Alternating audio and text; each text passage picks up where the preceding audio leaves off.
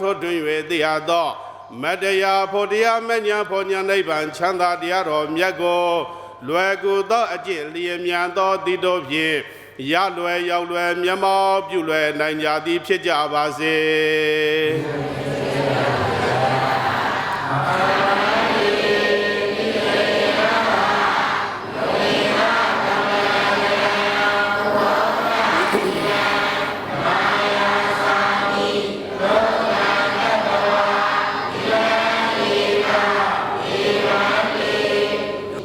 တိတရဏေနသဟနဝေကသမ္ပနာကတံဥပောတထာတိလံဓမ္မံသာဓုကံကတဝအပမဒေနတံပါဒေထာ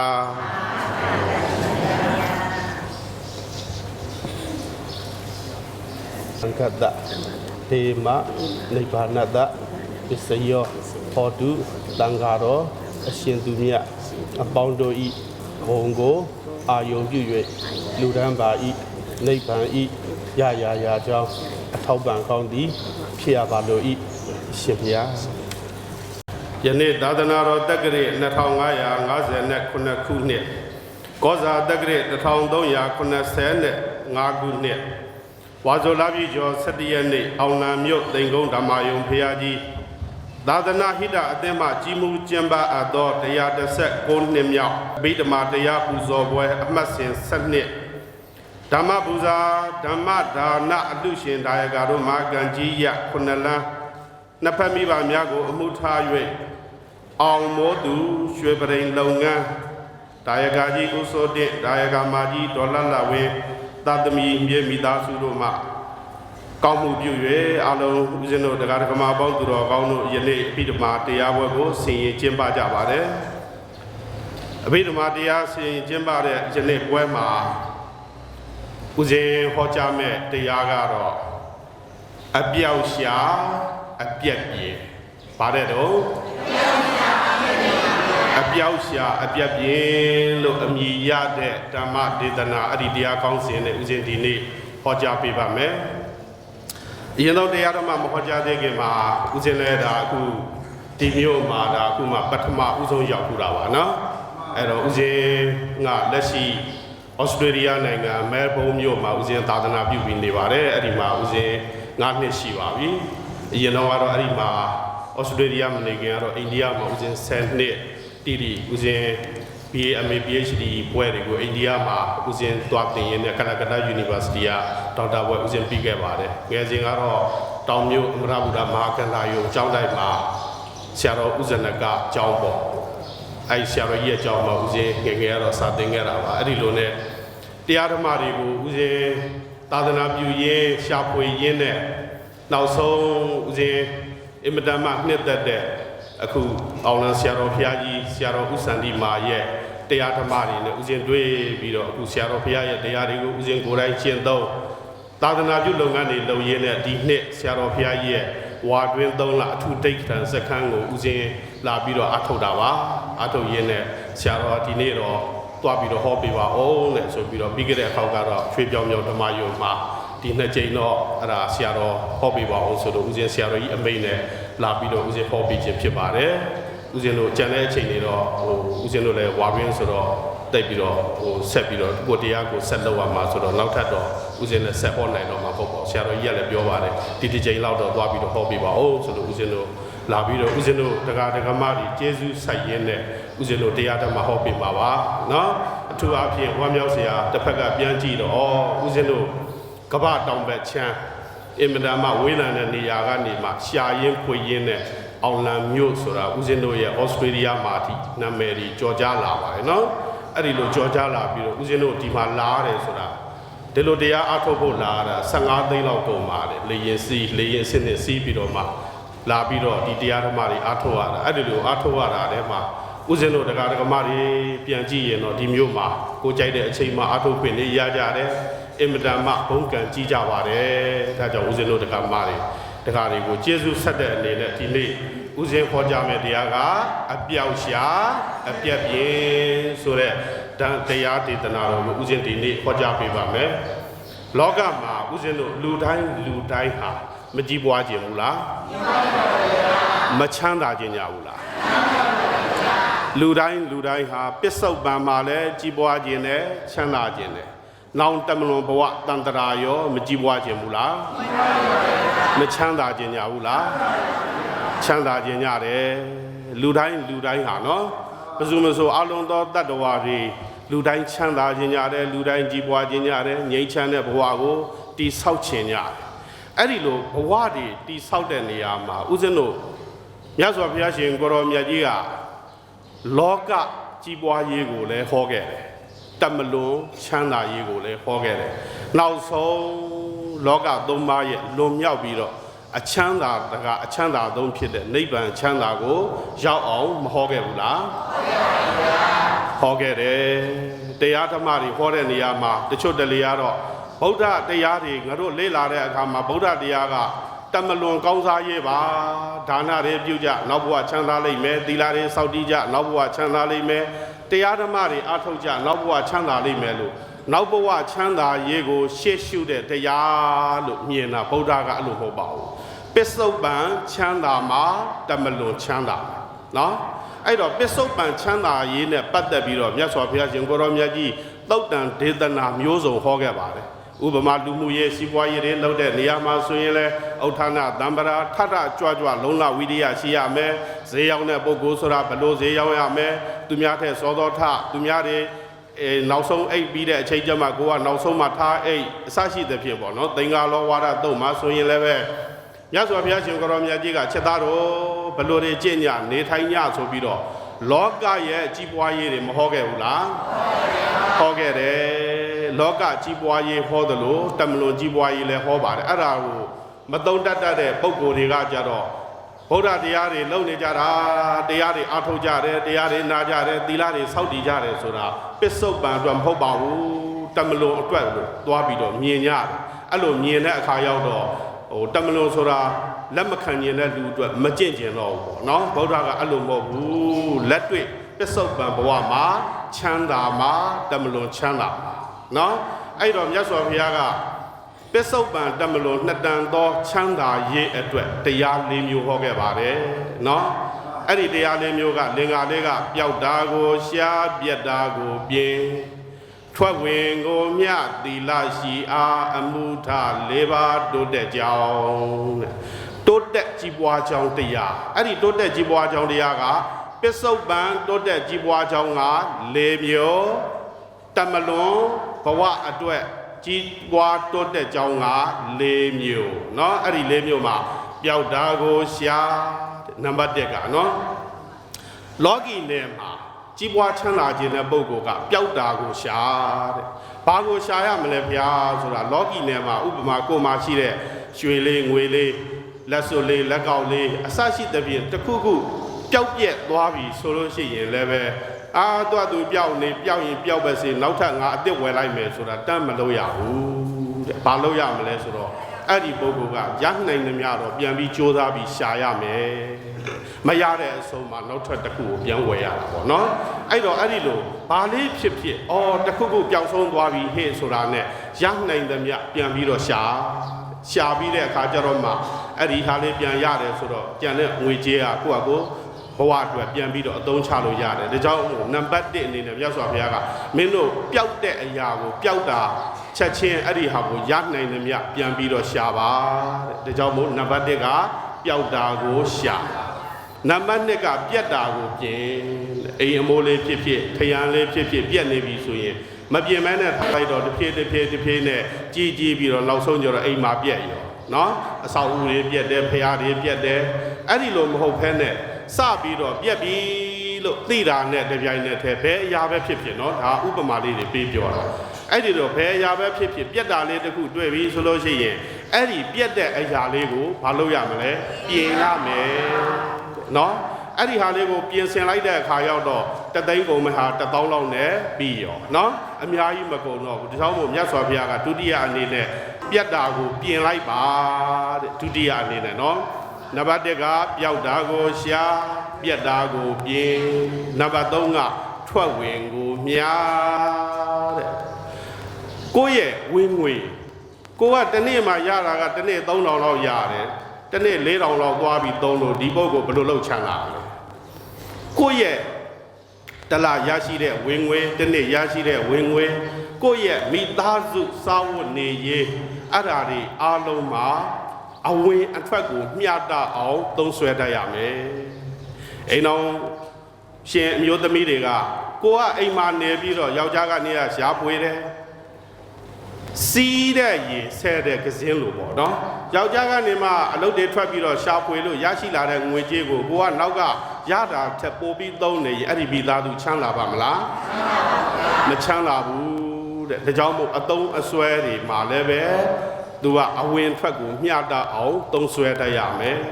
ပျောက်တာကိုရှားနံပါတ်1နော်ပြက်တာကိုပြင်နံပါတ်3ကထွက်ဝင်ကိုမျှအဝင်ထွက်ကိုမျှတအောင်လုပ်ရနံပါတ်4က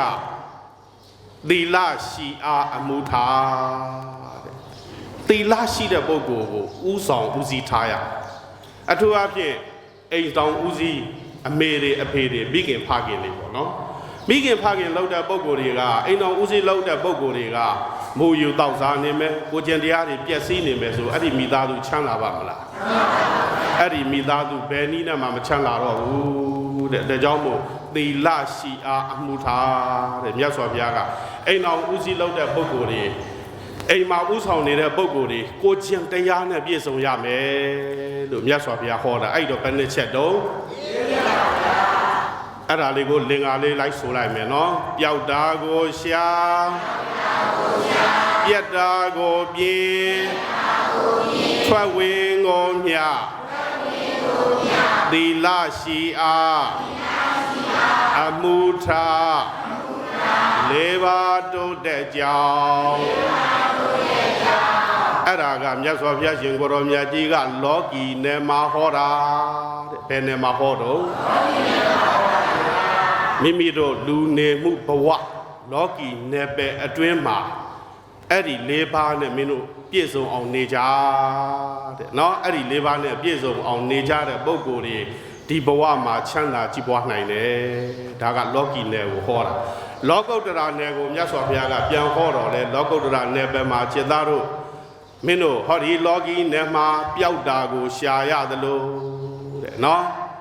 လောကုတ္တရာနယ်မှာလည်းပဲจิตသားတို့တန်တရာမှာကြီးပွားခြင်းနဲ့ပုဂ္ဂိုလ်တွေတမလွန်လောကမှာချမ်းသာခြင်းနဲ့ပုဂ္ဂိုလ်တွေနိဗ္ဗာန်ဒီဟုသောချမ်းသာကိုရခြင်းတဲ့ပုဂ္ဂိုလ်တွေအဲ့ဒီပုဂ္ဂိုလ်တွေကအဲ့ဒီ၄မျိုးကိုပြန်ပြီးတော့ကျင့်ရမယ်ဒါဖြင့်ဖះတပည့်တော်တို့ကလောကုတ္တရာနယ်ပယ်မှာကြတော့ပျောက်တာကိုရှာပျောက်တာကိုရှာဆိုတော့တပည့်တော်တို့ဘာတွေရှာရမှာတော့ဘုရားလို့မေးတရားရှိတယ်မြတ်စွာဘုရားရှင်ကိုရောမြတ်ကြီးကချစ်သားချစ်သမီးတို့တဲ့အနမတက်ကတန်တရာဟောဒီတန်တရာကြီးတလျှောက်မှာမင်းတို့ရှည်လျားခဲ့ပြီအဲ့ဒီရှည်လျားတဲ့တန်တရာကြီးတလျှောက်အတွင်မှာဘာတွေပျောက်နေကြတော့လို့ဆိုတော့ရုပ်တွေနာမ်တွေပျောက်နေခဲ့တယ်ဘာတွေပျောက်နေတာတော့လူကိုမြင်တော့လူလို့သိတယ်ခွေးကိုမြင်တော့ခွေးလို့သိတယ်နော်လူမြင်လူသိခွေးမြင်ခွေးသိဒီအသိနဲ့ပဲဦးဇင်းတို့လာတာ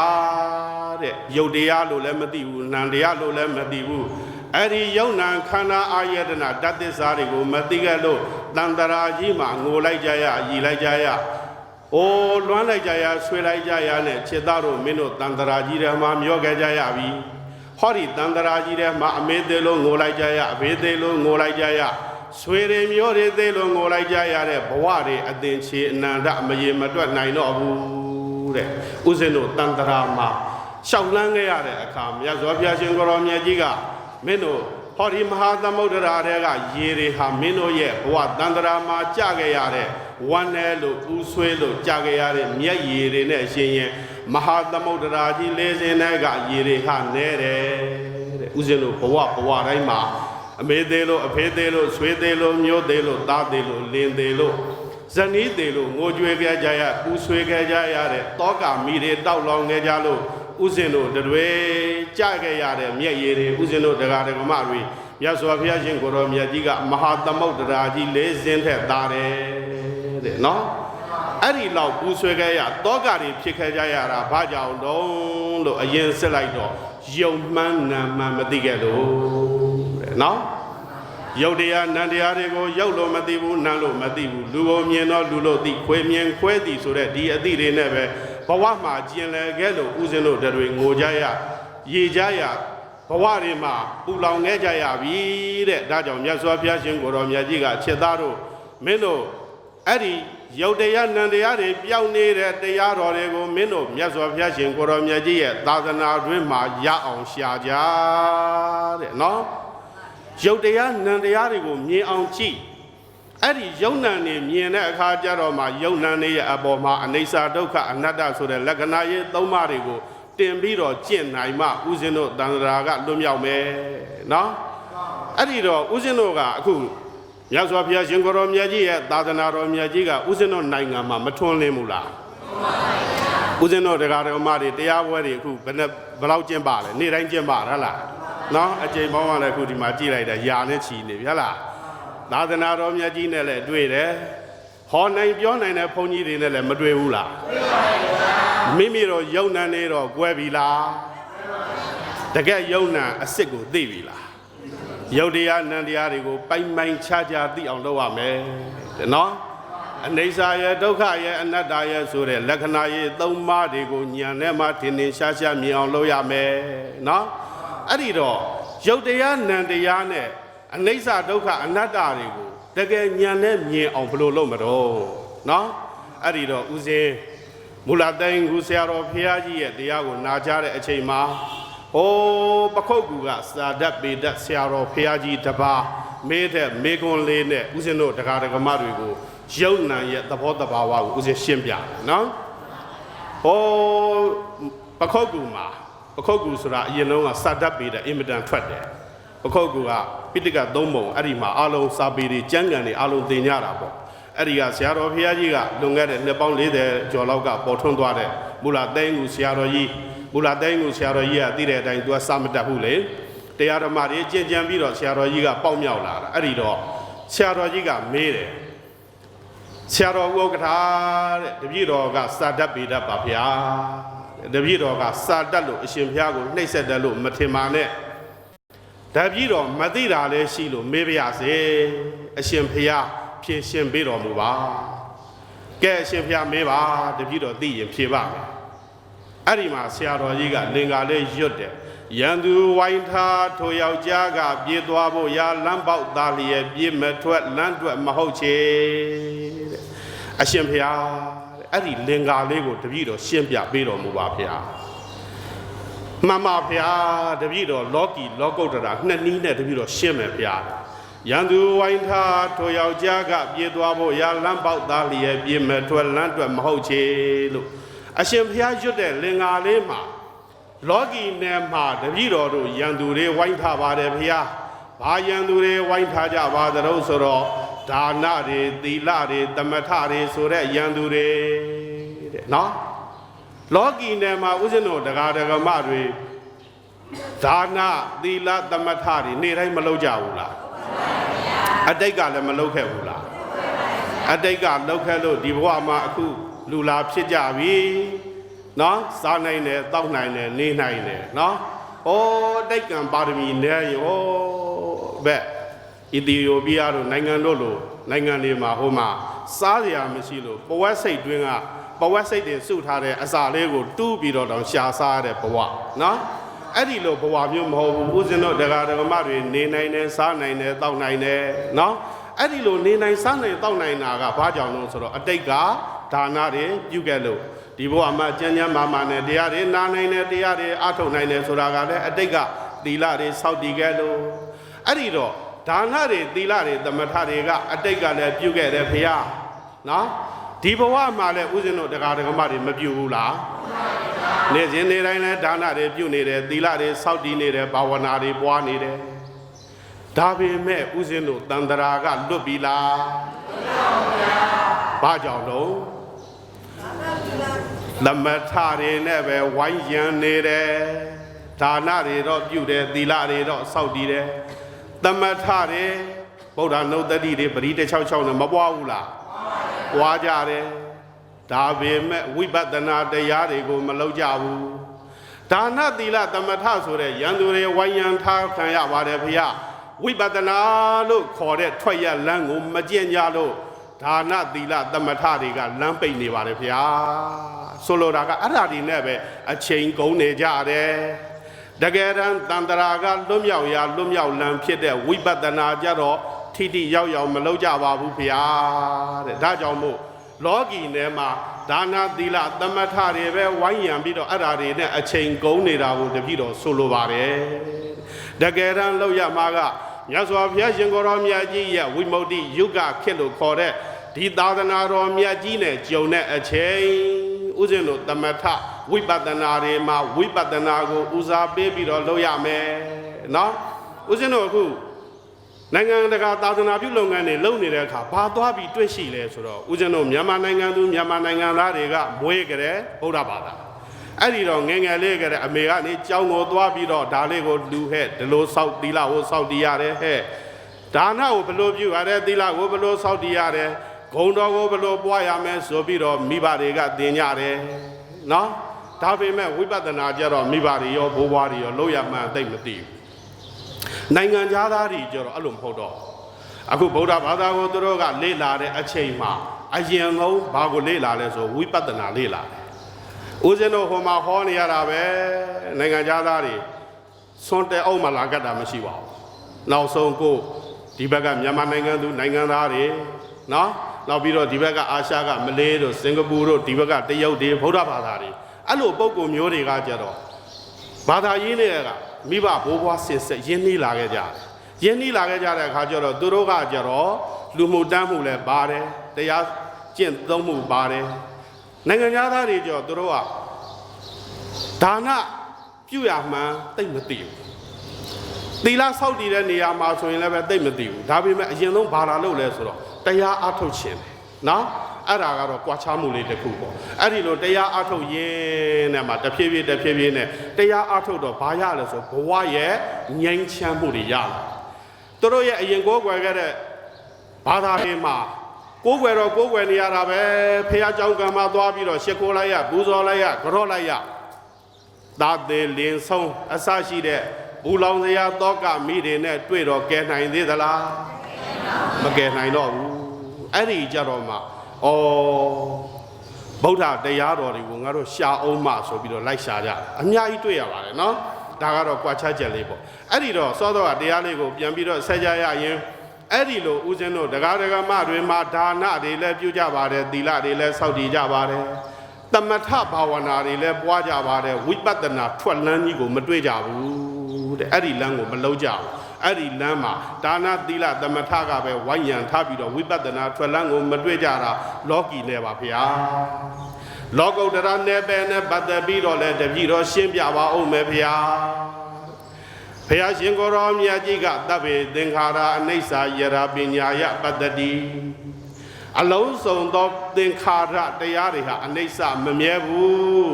သဗ္ဗေသင်္ခါရဒုက္ခတိယရာပညာယပတ္တိအလုံးစုံသောသင်္ခါရတရားတွေဟာဆင်းရဲတယ်ဒုက္ခသဗ္ဗေသင်္ခါရအနတ္တယရာပညာယပတ္တိအလုံးစုံသောသင်္ခါရတရားတွေဟာအစိုးမရတဲ့သဘောအနတ္တသဘောအဲ့ဒါကိုပညာနဲ့မြင်အောင်ကြည့်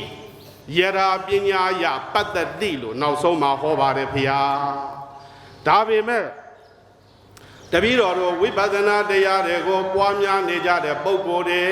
ဝိပဿနာအလုပ်ကိုလုပ်တဲ့ပုဂ္ဂိုလ်တွေကလည်းပဲ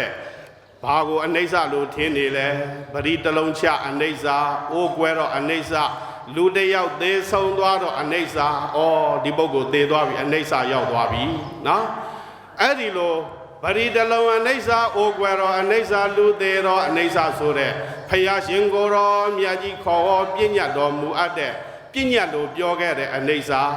ပြညတ်လို့ဘုရားရှင်ကိုယ်တော်မြတ်ကြီးပြောခဲ့တဲ့ဒုက္ခပြညတ်လို့ဘုရားရှင်ကိုယ်တော်မြတ်ကြီးပြောခဲ့တဲ့အနတ္တအဲ့ဒီပြညတ်အနိစ္စပြညတ်ဒုက္ခပြညတ်အနတ္တတွေကဖုံးနေတယ်တဲ့နော်တကယ့်သဘာဝတရားကိုသိသလားဆိုတော့မသိဘူးဘုရားတဲ့နော်တကယ့်သဘာဝတရားကိုမသိလို့ဝိပဿနာလုပ်တဲ့ပုဂ္ဂိုလ်တွေမှာလည်းပဲပညာအနိစ္စပညာဒုက္ခပညာအနတ္တဖုံးပြီးတော့တန်တရာထွက်ရလမ်းကြီးကိုမတွေ့ကြပါဘူးဗျာတဲ့ဒါကြောင့်မို့တန်တရာထွက်ရလမ်းကိုတွေ့အောင်ဘယ်လိုရှာရမလို့ဆိုတော့ရှာပုံရှာနည်းလေးကဦးဇင်းတို့တရားဓမ္မတွေလည်းအခုတရားအားထုတ်နေကြပဲเนาะအဲ့ဒီတော့တရားအားထုတ်တဲ့ပုဂ္ဂိုလ်ကကိုယ့်ရဲ့ခန္ဓာကိုယ်လေးကိုကိုယ့်ရဲ့အိန္ဒြေလေးထိုင်ပြီးတော့မိမိတို့ကြိုက်နေတဲ့ဣရိယာပုလေးနဲ့ထိုင်ပထမဝင်နေထွက်တယ်ဝင်နေထွက်တယ်ဆိုပြီးတော့ထွက်တဲ့သဘောဝင်တဲ့သဘောထွက်လေဝင်လေလေးကိုမှတ်ပါတဲ့နော်ဝင်လေထွက်လေလေးကိုမှတ်ပြီးတော့အဲ့ဒီလိုလေးနဲ့ခန္ဓာကိုယ်လေးကိုငြိမ်ပြီးတော့စောင့်ပြီးတော့ဝင်တဲ့သဘောထွက်တဲ့သဘောဝင်လေထွက်လေအာနာပါနကမ္မထံလေးကိုစောင့်ပြီးတော့ဖန်နေတဲ့အချိန်မှာတော်တော်ကြာရောက်တော့ခန္ဓာကိုယ်မှာဓာတ်ကြီး၄ပါးတွေပေါက်ပြန်လာလိမ့်မယ်ပူတဲ့သဘောအေးတဲ့သဘောထုံတဲ့သဘောကျင်တဲ့သဘောကြိုက်တဲ့သဘောမာတဲ့သဘောပြော့တဲ့သဘောနော်အဲ့ဒီဓာတ်ကြီး၄ပါးတွေဖောက်ပြန်မလာဘူးလားအခုထိုင်တဲ့အခါမှာကြာကြာလေးထိုင်ကြည့်လိုက်မလှုပ်မပြင်းမဲနဲ့ကြာကြာလေးထိုင်ကြည့်လိုက်တဲ့အချိန်မှာဥစဉ်တို့ရဲ့တရားဓမ္မရဲ့ခန္ဓာကိုယ်တွေမှာနော်အဲ့ဒီမှာဘာတွေပေါ်လာမလဲပူတဲ့သဘောတွေပေါ်မယ်ထုံတဲ့သဘောတွေပေါ်မယ်ကျင်တာတွေပေါ်မယ်ကြိုက်တာတွေပေါ်မယ်အဲ့ဒီထုံတဲ့သဘောကျင်တဲ့သဘောကြိုက်တဲ့သဘောတွေကိုဦးဇင်းတို့ကအခုဣရိယာပုတ်တွေကိုပြင်းပြစ်တော့အဲ့ဒီမှာအဲ့ဒီရဲ့သဘောတွေကိုမမြင်နိုင်တော့ဘူးတဲ့နော် မမြင်နိုင်တဲ့အခါရောက်တော့ဒုက္ခမှန်းလည်းမသိအနိစ္စမှန်းလည်းမသိဖြစ်ပြအနိစ္စပါဇက်ကနေပြီးတော့အနိစ္စပဲလုံနေတယ်တကယ်အနိစ္စကိုမမြင်ဘူးတကယ်အနိစ္စကိုမြင်အောင်ဘယ်လိုကြည့်မလို့အဲ့ဒီထိုင်းနေတဲ့ဧရိယာဘုံလေးနဲ့ဉာဏ်လေးနဲ့စာရည်ပြီးတော့ကြည့်တဲ့အခါမှာပူတဲ့သဘောလေးကတိုးပြီးတော့ပူလာကတစ်မျိုးနော်ပူတာလေးကနေပြီးတော့ထုံနာပြောင်းတယ်ထုံနာကနေကျင်နာပြောင်းတယ်ကျင်နာကကြိုက်တာပြောင်းတယ်ပြောင်းလဲမနေဘူးလားကြာလေးကိုယ့်ရဲ့ကိုယ်တွေ့တရားနော်ကိုယ်တိုင်းထိုင်ကြည့်အိမ်မှာဘုရားရှင်ရရှေ့လေးမှာထိုင်ပြီးတော့ကိုယ့်ရဲ့ခန္ဓာကိုယ်လေးမှာဉာဏ်လေးသွင်းပြီးတော့စိုက်ပြီးတော့ထိုင်ကြည့်တဲ့အချိန်မှာဘုရားသဘောတွေအေးတဲ့သဘောတွေထုံတဲ့သဘောတွေကျင်တဲ့သဘောတွေသူ့ဖောက်ပြန်ပြီးတော့ပြောင်းလဲနေလိမ့်မယ်အဲ့ဒီလိုဖောက်ပြန်ပြောင်းလဲနေတဲ့သဘောနော်တင်နာကနေတောင်းနာပြောင်းတောင်းနာကနေထုံနာပြောင်းအဲ့ဒီပြောင်းလဲတဲ့သဘောလေးကဉာဏ်နဲ့မှမြင်လို့ရတာလားကင်ပြလို့ရတာလားဉာဏ်လေးနဲ့ပဲသိလို့ရတယ်ကင်လို့တွေ့လို့ရရင်ပညာပရမတ်ဆိုတာဉာဏ်နဲ့ပဲသိလို့ရတဲ့သဘာဝသဘောတတ်တယ်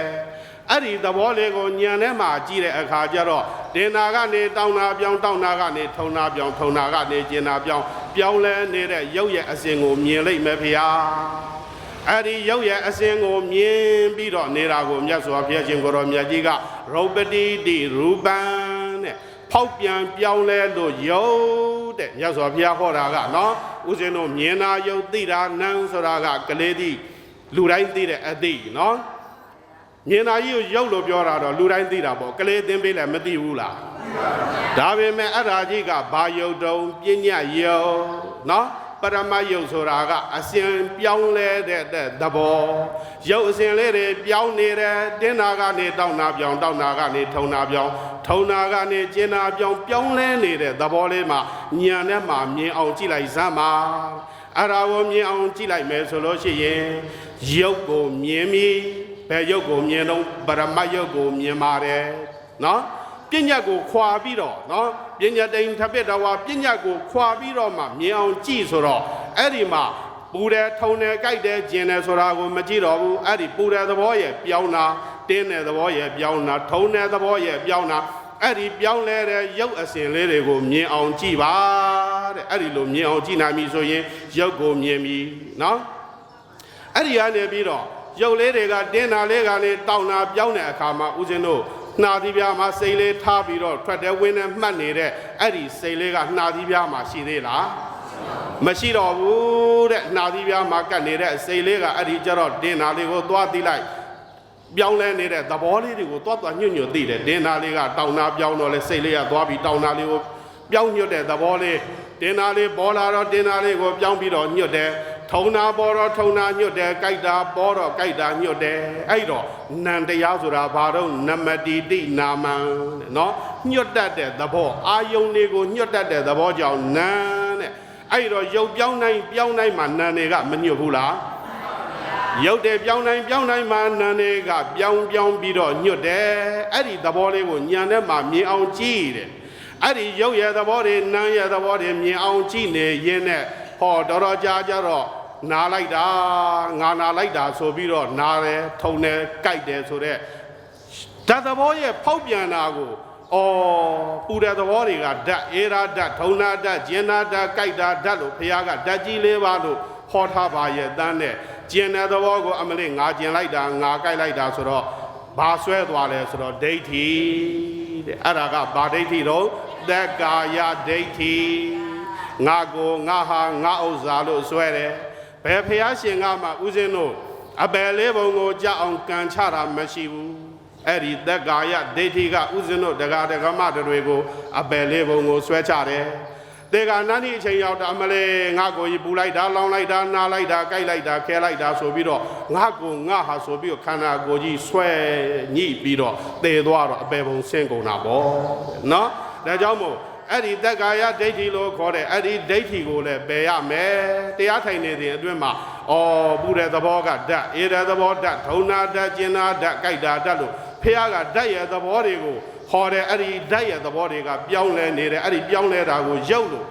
ဖះရှင်ကိုရောမြတ်ကြီးကဟောထားတော်မူပါရဲ့နဲ့ငါတို့ကငါနာတယ်ငါကျင်တယ်ငါကြိုက်တယ်ဆိုတော့အဲ့ဒီဒိဋ္ဌိကြီးတန်းလန်းနဲ့ဆိုတော့ဩငါကိုလည်းမဟုတ်ငါဥစ္စာလည်းမဟုတ်သူ့သဘောနဲ့သူဖြစ်နေတာပါလားပူတဲ့သဘောကလည်းငါပိုင်တာမဟုတ်ဘူးပူတဲ့သဘောကငါပိုင်တယ်ငါဆိုရတယ်ဆိုရင်အဲ့ဒီပူတဲ့သဘောကြီးကိုမပူပါနဲ့လို့တားကြည့်ရမလား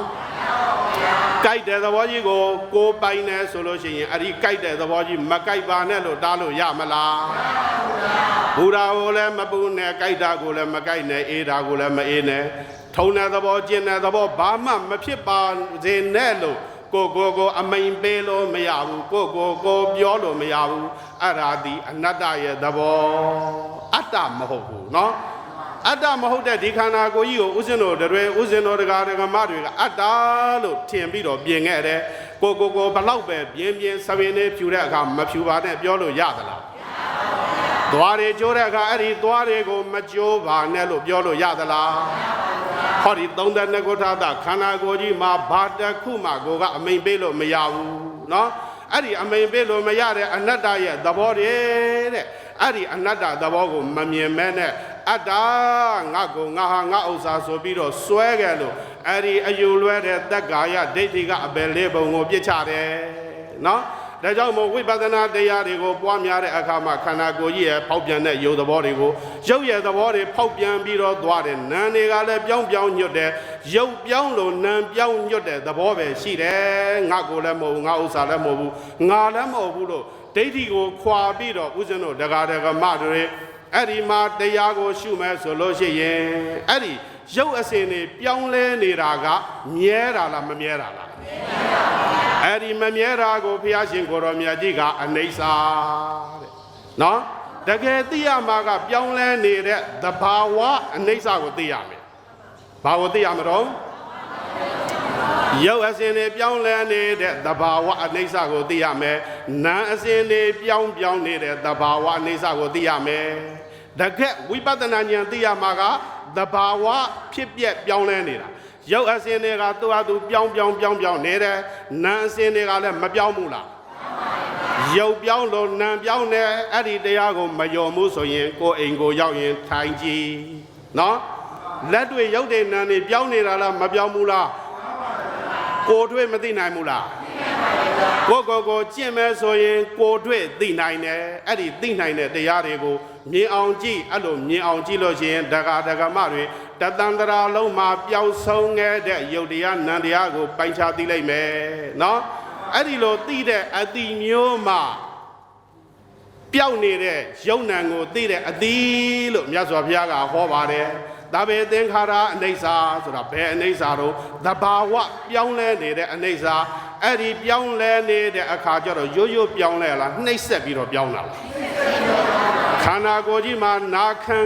ခက်ပြီးတော့တခါတည်းနှိမ့်ဆက်ပြီးတော့ပိလနတော်တဲ့ပြောင်းလဲတာကရိုးပြောင်းတာမဟုတ်ဘူးနှိမ့်ဆက်ပြီးတော့ပြောင်းလို့ဒုက္ခတဲ့နော်